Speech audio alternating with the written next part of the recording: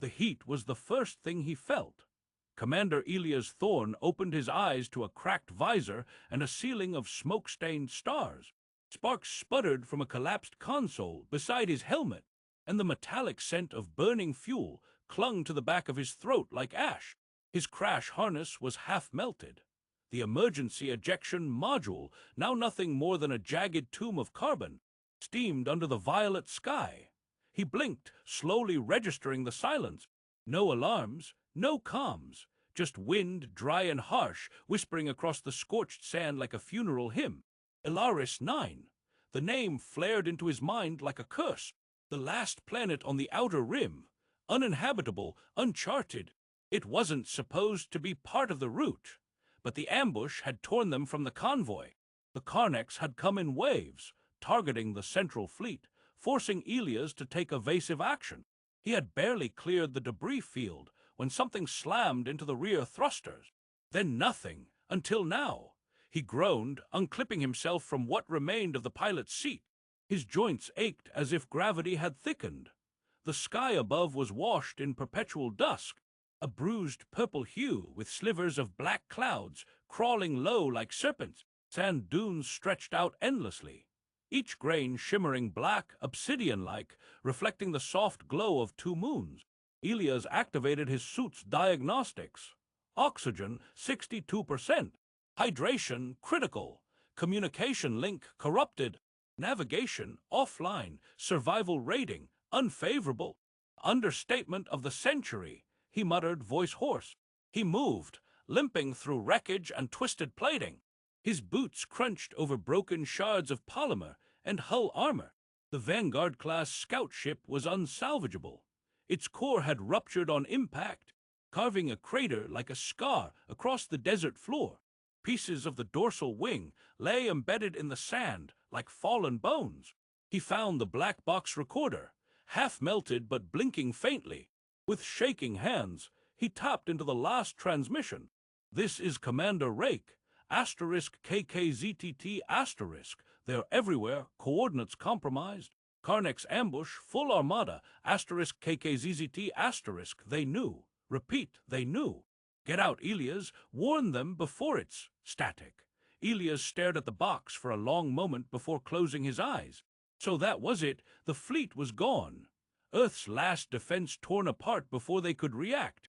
And he was the lone ember in the ash, stranded on a dead rock with nothing but a half-empty suit and the guilt of survival. He scanned the horizon. No signs of life, no signs of anything. Just ruin and wind. "Right," he exhaled. "Shelter first." Hours passed.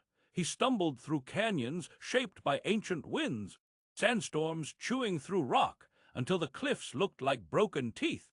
His water supply trickled lower with every breath. His HUD flickered, and vertigo tugged at his vision. But then he saw it. A narrow fissure in the side of a jagged cliff, partially hidden by shadow and sand drifts. He climbed. Inside, the temperature dropped. The wind disappeared. The silence returned, heavy and deliberate. He activated the shoulder light on his exosuit, casting a narrow beam into the darkness. The passage was long, carved not by erosion, but by intention. The walls were smooth, almost metallic.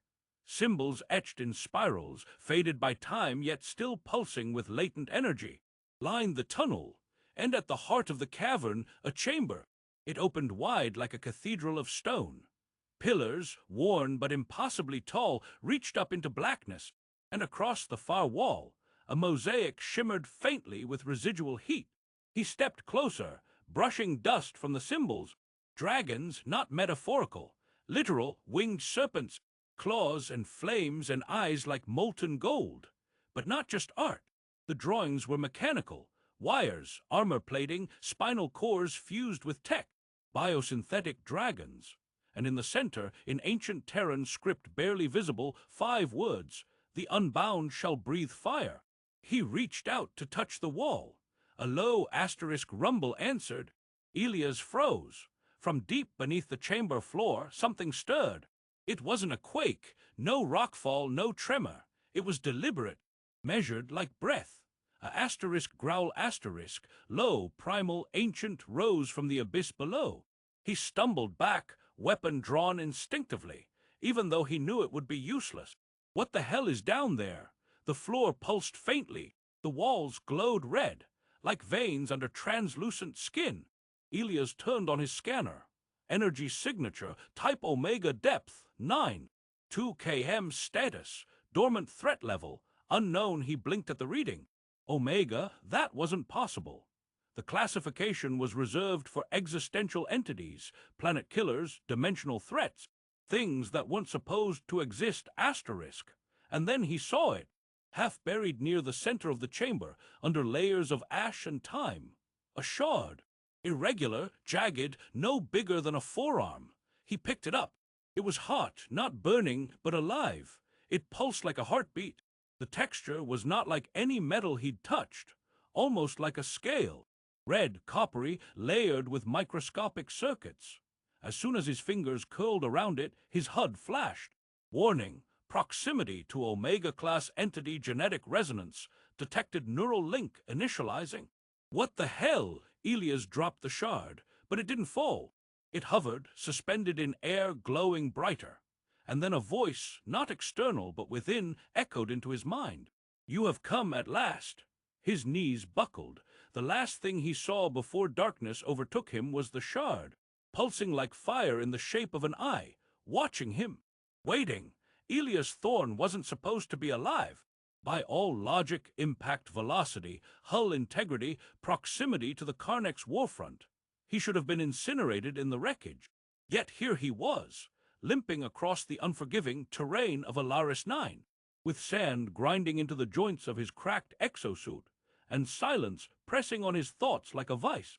His body was alive, but his mind still burned. It wasn't just the crash or the loss of the fleet. It was the memories, always the memories. Before the exile, before the fall, Elias had been one of the most decorated pilots in the Gaia Interstellar Defense Corps. Fast, intuitive, fearless.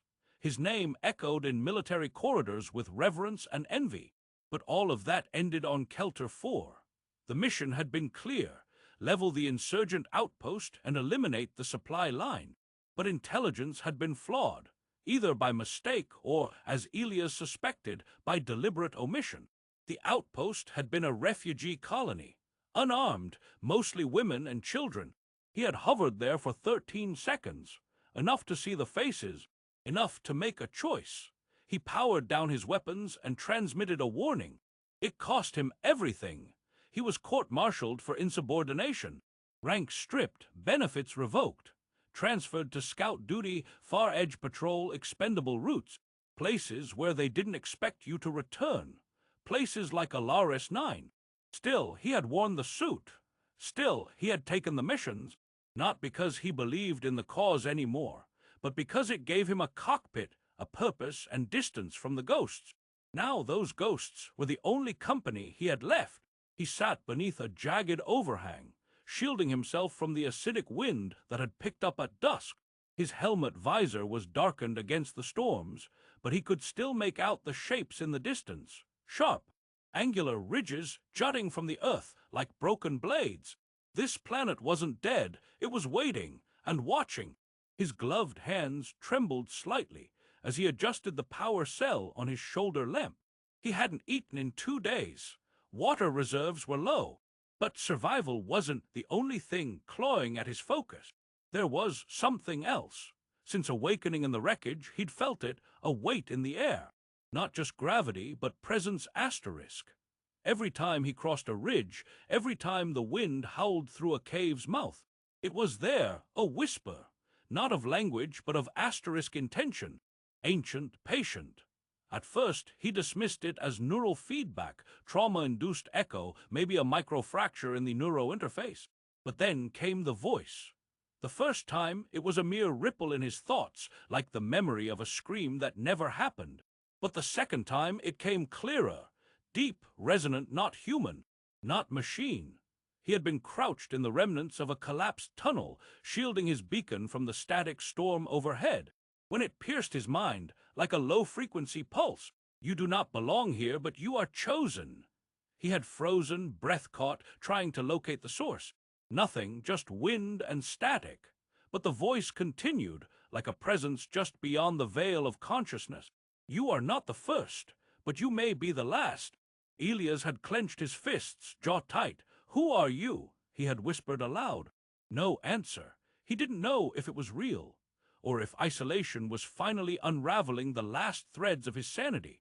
But it felt different from hallucination. It did ask asterisk to be heard. It asterisk knew asterisk it would be. He hadn't told anyone. Not that there was anyone left to tell. That night, as he lay beneath the jagged stone shelf, staring up at a blood-red moon rising through the dust, he thought about death, not as an end but as a question. And the question was this: why me? He wasn't special. He hadn't saved the refugees. He'd only asterisk refused asterisk to kill them. And that refusal, in the eyes of the command, had made him expendable. But now something ancient, something buried and burning, had reached out across time and chosen asterisk him. Why? Was it mercy or desperation, as wind howled louder, carrying with it the metallic tang of ozone and something older, sulfur? Perhaps Elias reached into his chest pocket and retrieved a small data disk. Scorched and partially corrupted, it still held the last transmission from Earth's outer defense grid. Grainy images of Karnak's warships cutting through orbit like blades through paper. Cities crumbling, colonies gone silent, they were coming. And Elias, shipless, nameless, and nearly forgotten, was the only living soldier within 1,000 light years who knew it. He had to get the signal out. That was his mission now. His only asterisk mission. But every mile on this cursed world drew him further from the logic of survival and deeper into something else, something primal. The walls of caves whispered secrets. The heat in the rocks pulsed like breath. And always that voice, low and steady, returned to him in dreams. We were fire before your kind crawled from the stone. And we remember. He sat upright, breathing heavily. You're not real, he muttered. Just stress, dehydration, trauma, but deep down he wasn't sure. If the voice is real, he thought, then what is it waiting for? More importantly, asterisk why does it sound like it's waiting for me? He stared out into the darkened canyon, the sand now glowing faintly under starlight. Something stirred in the distance, massive, unseen, but not unfamiliar. And in that moment, Elias Thorne realized something that froze his blood more than the desert wind ever could. He wasn't alone on Alaris 9, and whatever else was out there, it knew his name. The deeper Elias ventured into the earth, the more the air began to feel asterisk alive. It wasn't just heavier. It shimmered with an electric charge, like the space between thunder and lightning.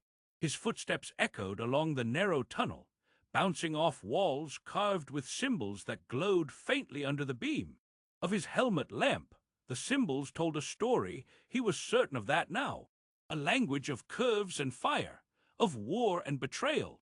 He traced one with his fingers, a winged beast towering over spears and soldiers. The next depicted chains, energy webs, eyes closed. And then came the spiral. Dozens of rings, each containing a unique sequence of glyphs, all leading inward toward a single sigil, glowing dimly, pulsating like a heartbeat.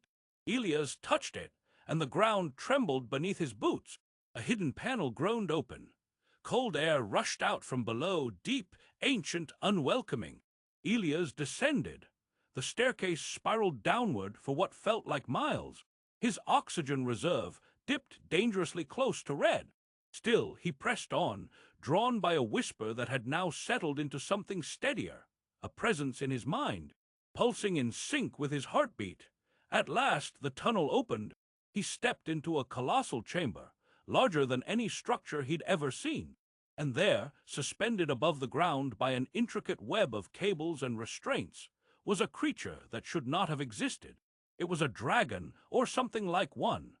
Elias stood in stunned silence, his brain refusing to process what he was seeing.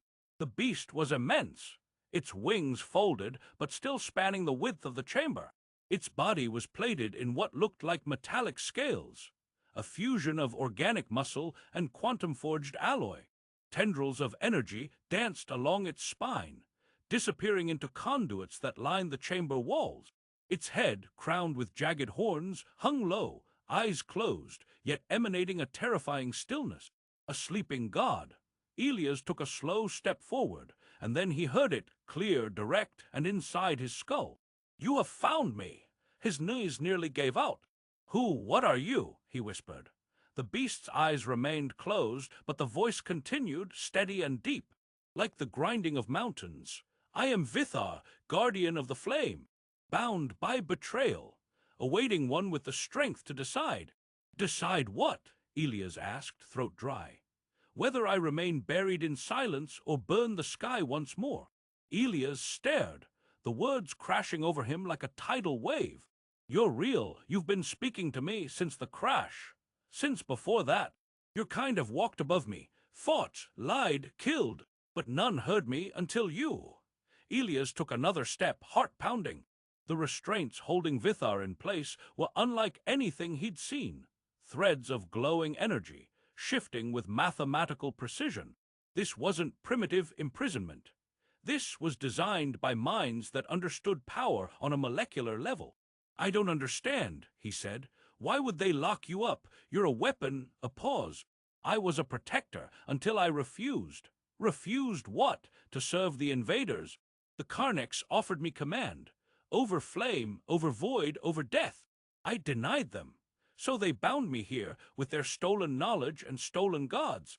Elias felt his mouth go dry. "So they imprisoned you because you said no, because I remembered mercy."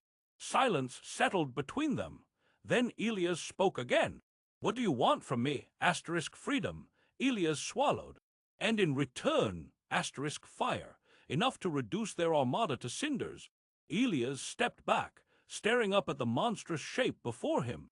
It was absurd, impossible, but here it was, breathing, however faintly, in chains. His suit suddenly beeped.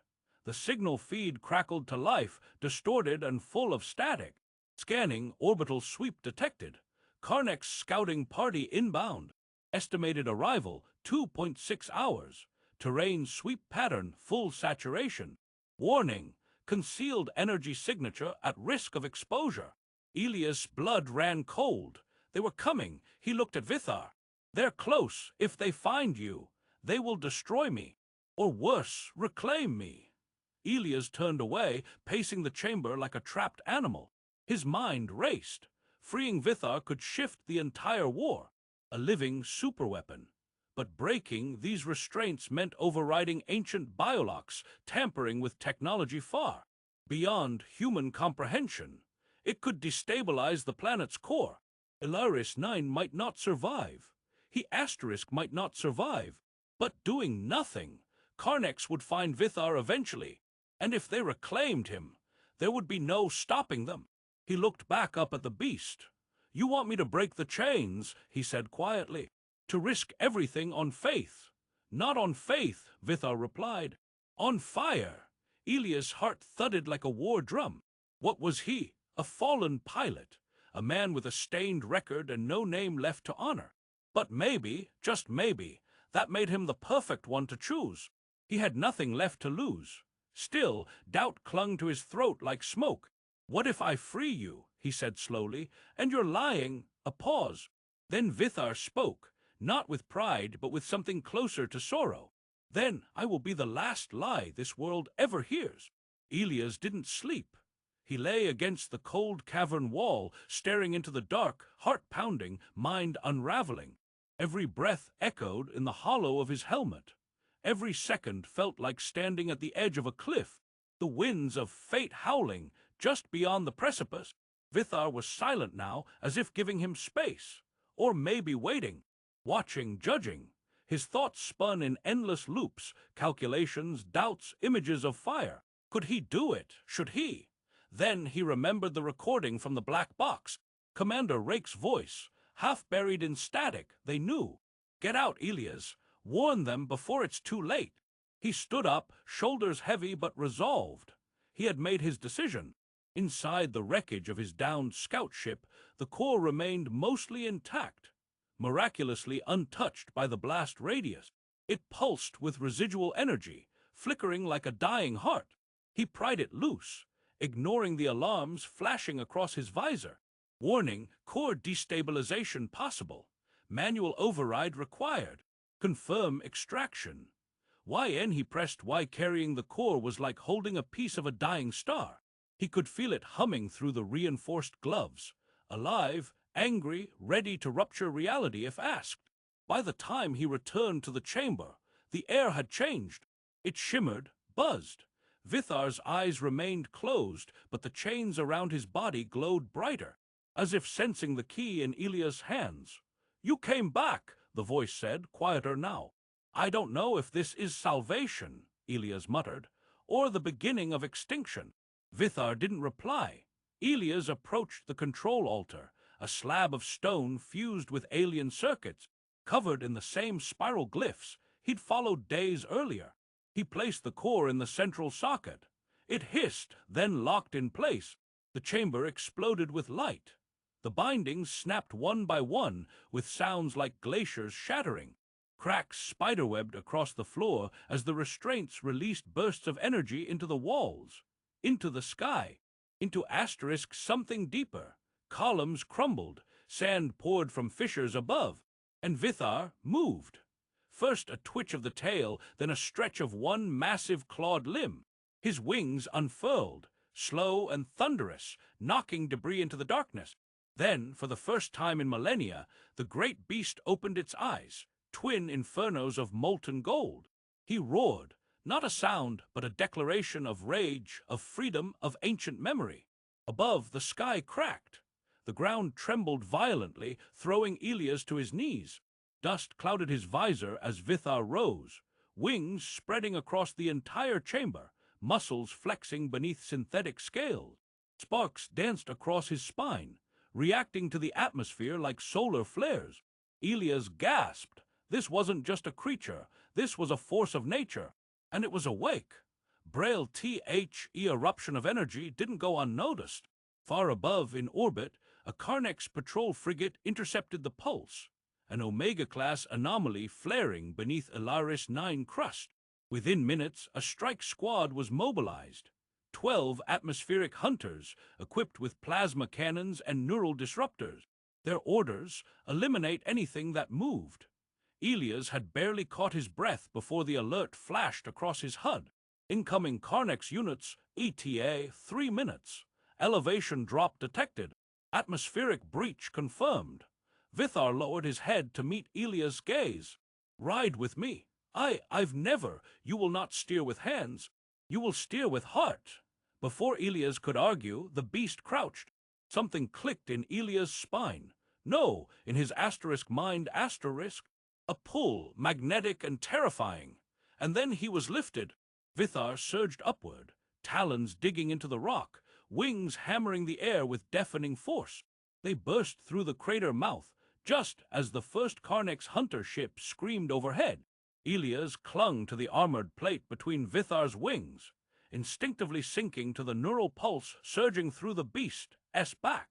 A HUD overlay activated automatically, his suit adapting to Vithar's flight patterns, drawing data directly from the creature's biomechanical interface.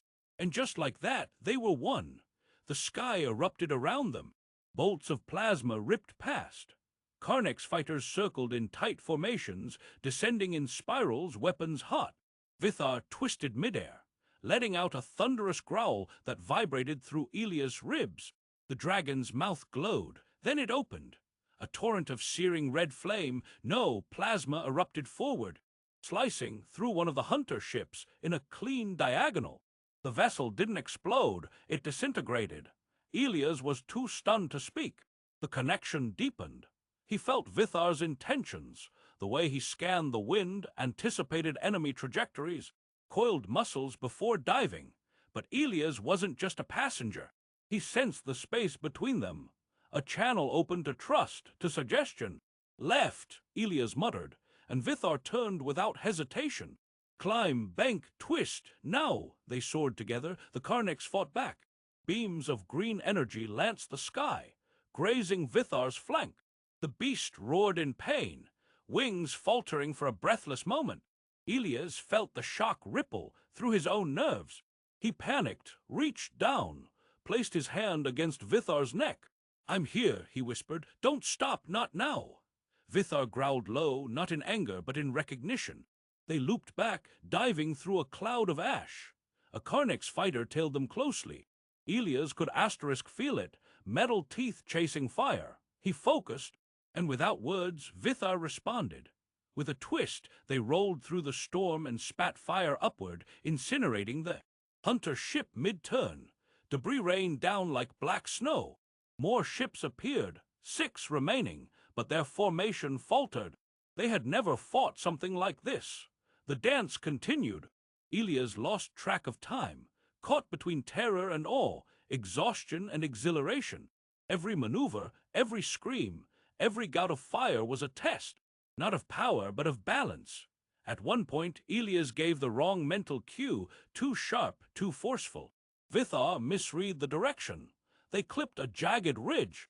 The shockwave knocked Elias sideways, slamming his ribs into a spike of armor. Blood flooded his mouth. Vithar spiraled, wounded. They crashed through a cluster of canyon spires before stabilizing. Elias gasped, gripping the plates tighter. I'm sorry, I didn't mean. Vithar's voice entered his mind, weaker now. We must move as one, or not at all. Something broke in Elias. He didn't think, he didn't command. He simply felt. The next strike was perfect. Vithar soared upward, coiling like a serpent of flame. Elias no longer issued commands. He blended, trusted, flowed, their minds aligned, not in language but in rhythm. In purpose, 3 more hunters fell in sequence. 2 broke formation and fled. The last tried to activate a self-destruct, but Elias felt the energy spike before it launched. Vithar intercepted, jaws wide, and swallowed the ship in a wave of molten light. Silence returned. Smoke curled around the peaks. Black ash drifted down from the sky like a forgotten snowfall. Elias sat motionless, chest heaving, eyes wide. He leaned forward slowly, placing his hand once more against the side of Vithar's neck. Friend, he whispered, you're my friend. The beast rumbled, then lowered his head as if in acknowledgement. But Elias knew it wasn't over. This had been one skirmish. A test, the Karnix knew now, and they would come in numbers that no fire could hold back. Still, for the first time in years, Elias felt something other than guilt or survival. He felt ready. The sky turned black at noon, not from storm nor smoke, but from shadow, a looming, mechanical eclipse, as the Karnix mothership descended through the atmosphere of Alaris 9. It moved like a mountain unmoored from the earth, its hull bristling with spires and rotating pylons, each one glowing with pulsing green energy. Beneath its belly, a dark orb shimmered, an artificial sun, humming with unbearable frequency. Elias recognized it immediately. The cognition severance array, a weapon not of brute force, but of precision, designed to isolate and annihilate conscious neural links, severing organic-synthetic symbiosis. To the Karnix, it was a tool of control. To Elias and Vithar, it was death, or worse.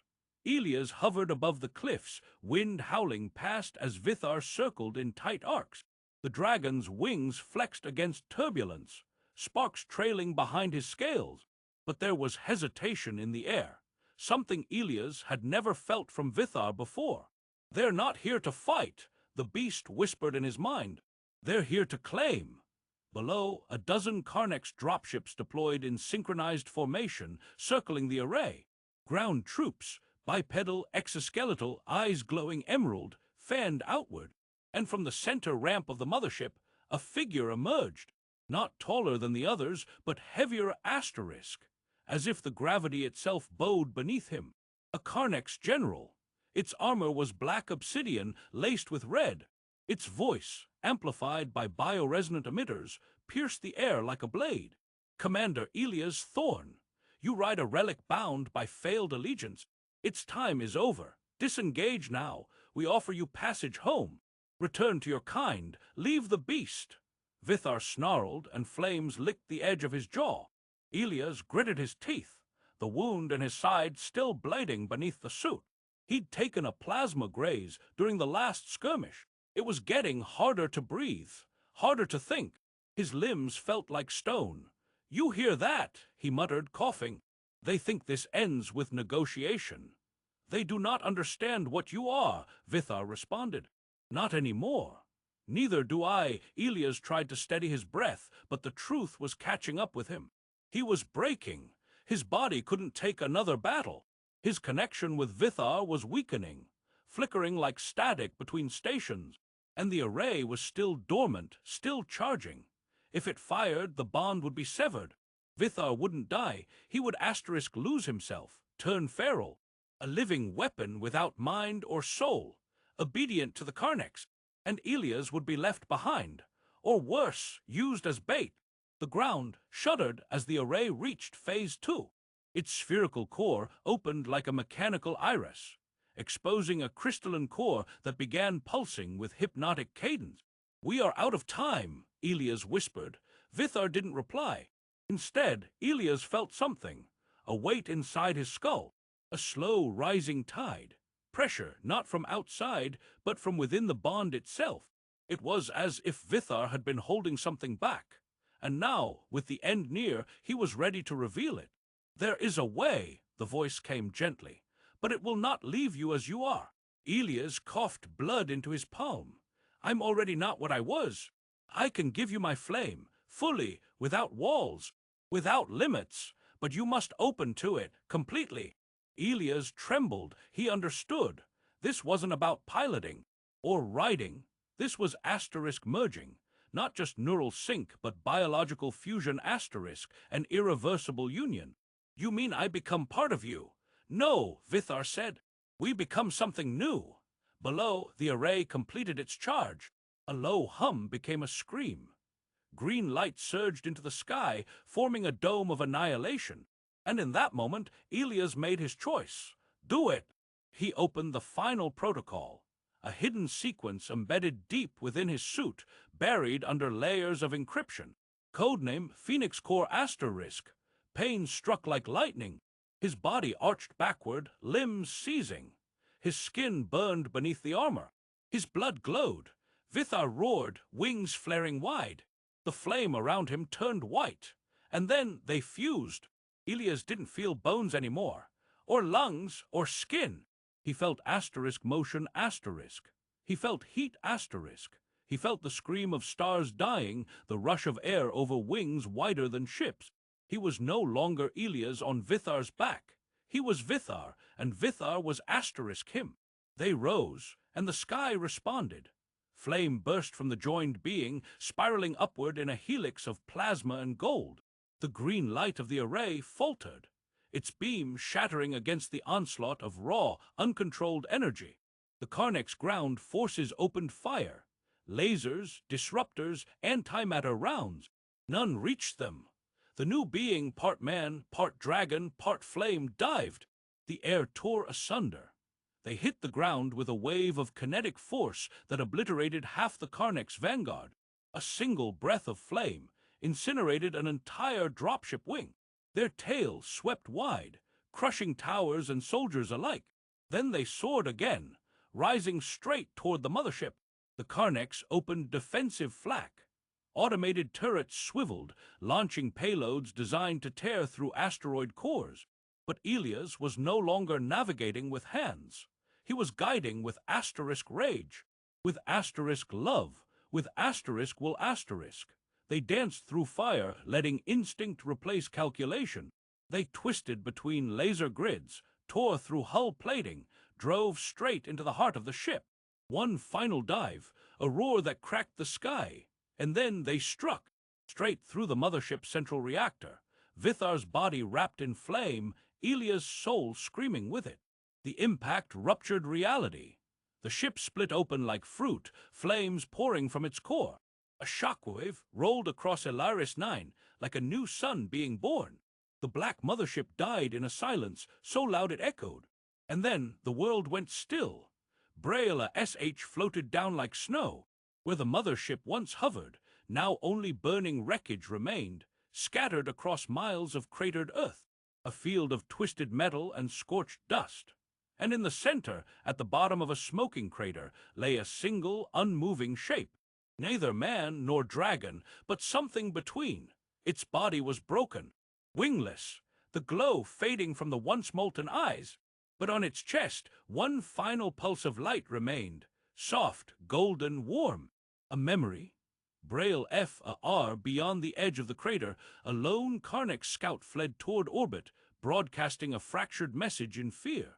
Omega entity, not terminated, fusion event, unknown outcome. But most of it was lost in static, because the transmission passed through a field now changed, permanently distorted by something not of Karnak's design, something alive. The war did not end in a triumphant cheer, nor in banners unfurling across cities. It ended in silence, in smoke, in the trembling hush that follows the scream of something ancient. The Karnak's fleet withdrew 2 days after the fall of their mothership.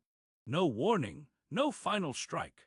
They left Alaris 9 the way a wounded predator limps back into the void, watchful, seething, but defeated. Their orbital signatures vanished one by one, until even the satellites fell quiet. And still, no one saw Elias Thorne again. Not the man, not the voice, only what remained.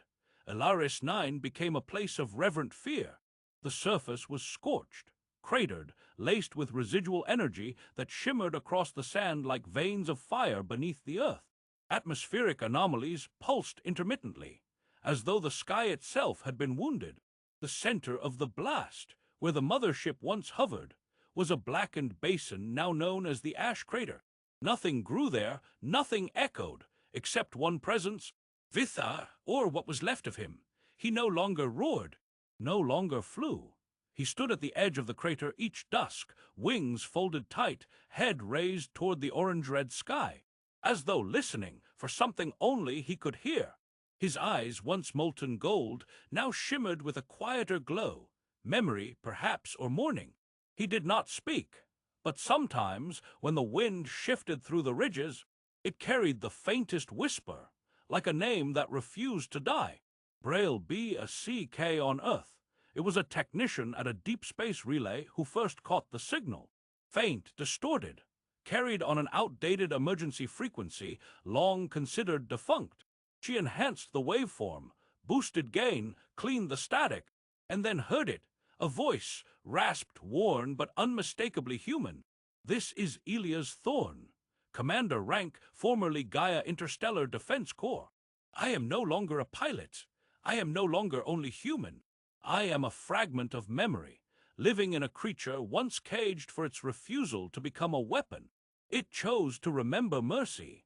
I chose to trust fire. Remember this. Sometimes, to win, you must become part of what you fear most, and learn to love it. The message ended there. No coordinates, no pulse trace, just silence. The council debated for weeks. Was it real, a hallucination encoded in a storm, a trick, a trap? But the scientific instruments didn't lie. The energy signature matched the profile of the Phoenix core, a theoretical protocol never known to have been deployed. They understood then. Elias had activated a fusion protocol that merged mind and bioform into a new entity beyond current comprehension. He was gone, but not lost. Braille in a rare moment of unanimity, the Gaia Council issued a formal proclamation. All charges against Elias Thorne were dropped. His court-martial expunged. He was posthumously restored to rank and elevated beyond it. Protector of Alaris ***, the plaque read, Flame of the Last Bond. They carved his name into the memorial wall at Gaia Prime. But beside it, instead of a portrait, they etched the image from the technician's report. A figure with wings not grown, but shared, one side scaled, one armored, both reaching toward the stars. Braille YERS passed. Alaris 9 was quarantined. Its atmosphere had stabilized, but strange weather patterns persisted. No colonization efforts succeeded. Terraforming drones went silent. Satellite feeds flickered. The planet had changed. Or perhaps it had simply remembered what it once was. Then quietly, a scientific envoy was approved. No armies, no weapons. Just a small group of civilian researchers tasked with observing the planet's anomaly. To listen, to learn. Among them was a young exoanthropologist named Kalen Vire. He had grown up on stories of Elia's thorn, tales whispered between pilots and cadets, half myth, half warning. He didn't believe most of them, but he believed this. Some choices echo louder than any battle.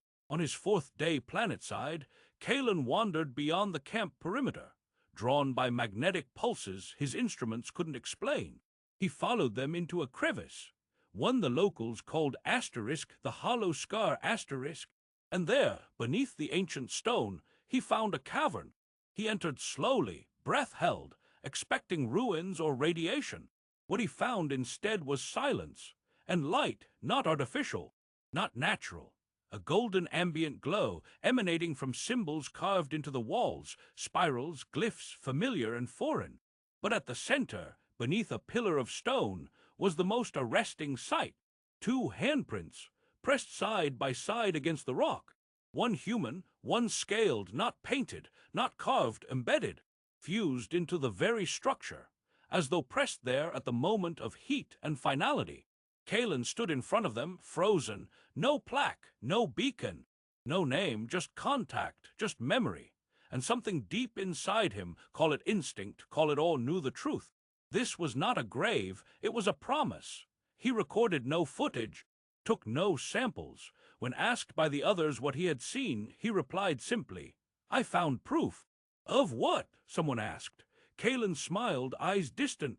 "That victory isn't always fire and glory.